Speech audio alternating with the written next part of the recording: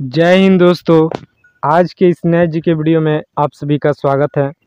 इस जी के वीडियो में देखेंगे टॉप 25 बेसिक जी के, जो कि फिर से हमारे अर्थ पर रिलेटेड होंगे। ये नए जी के होंगे, तो चलिए वीडियो को शुरू करते हैं। पहला प्रश्न है, चंद्रमा धरती की परिक्रमा एवं घूर्णन कितने दिनों में करता है? उत्तर है 27 दिन 8 घंटे में चंद्रमा धरती की परिक्रमा एवं घूर्णन संपन्न करता है। अगला, चंद्रमा का सबसे ऊंचा पर्वत कौन सा है? उत्तर है लिबनिटेज पर्वत चंद्रमा का सबसे ऊंचा पर्वत है।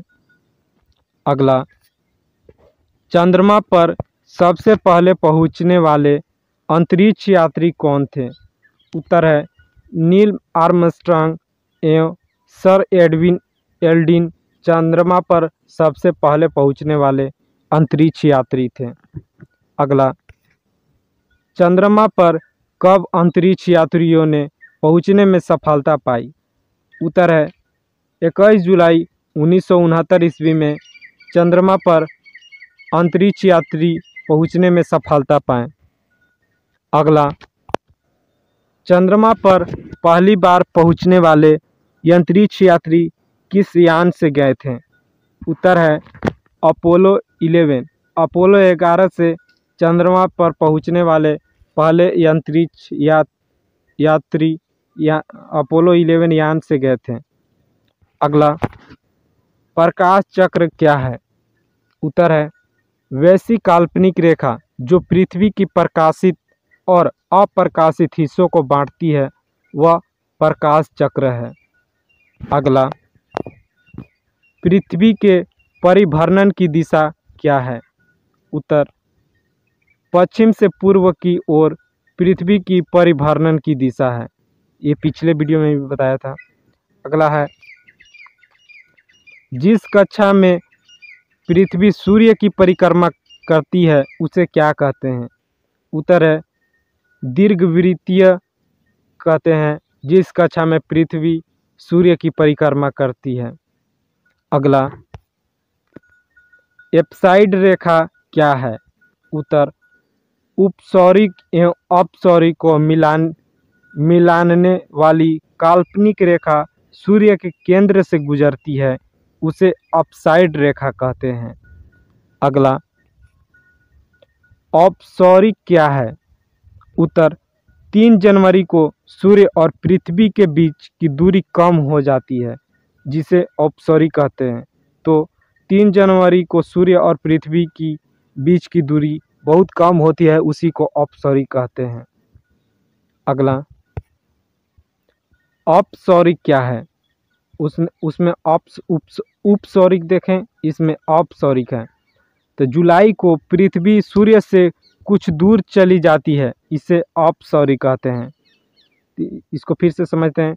जुलाई को पृथ्वी सूर्य से दूर चली जाती है, इसी को अपसौरिक बोलते हैं। अगला, अक्षांश क्या है? उत्तर यह ग्लोब पर पश्चिम से पूर्व की ओर खींची गई काल्पनिक रेखा जिसे अंश में प्रदर्शित किया जाता है, वह अक्षांश है।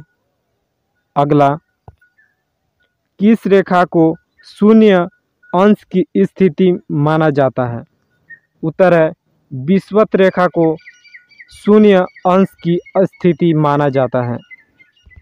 अगला, देशांतर क्या है? यह ग्लोब पर उत्तर से दक्षिण की ओर खींची जाने वाली काल्पनिक रेखा देशांतर कहलाता है।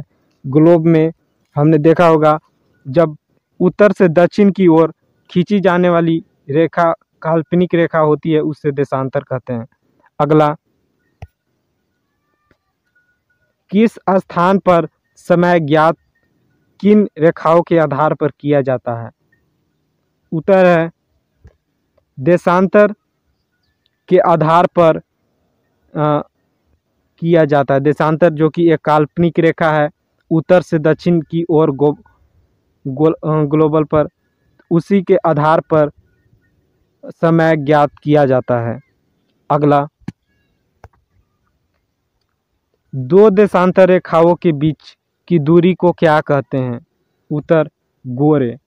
गोरे कहा जाता है दो देशांतर रेखाओं के बीच की दूरी को। अगला, सूर्य ग्रहण क्या है? इसको ध्यान से सुनेंगे। जब कभी दिन के समय सूर्य तथा पृथ्वी के बीच चंद्रमा आ जाता है तो सूर्य की चमकती सतह चंद्रमा की वजह से दिखाई नहीं पड़ती है, इसे ही सूर्य कहते हैं। अगला, पूर्ण सूर्य ग्रहण किस दिन होता है? उत्तर है अमावस्या के दिन पूर्ण सूर्य ग्रहण होता है। अगला, चंद्र ग्रहण क्या है? तो चंद्र ग्रहण, इसको भी ध्यान से सुनिएगा। जब सूर्य और चंद्रमा के बीच, उस समय सूर्य और पृथ्वी के बीच था, तो यहाँ पे सूर्य और चंद्रमा के बीच पृथ्वी आ जाती है तो सूर्य की पूरी रोशनी चंद्रमा पर नहीं पड़ती है, इसे चंद्र ग्रहण कहते हैं। अगला, पूर्व चंद्र ग्रहण किस रात को होता है? उत्तर है पूर्णिमा की रात को पूर्ण यानी पूरा चंद्र ग्रहण का रात होता है।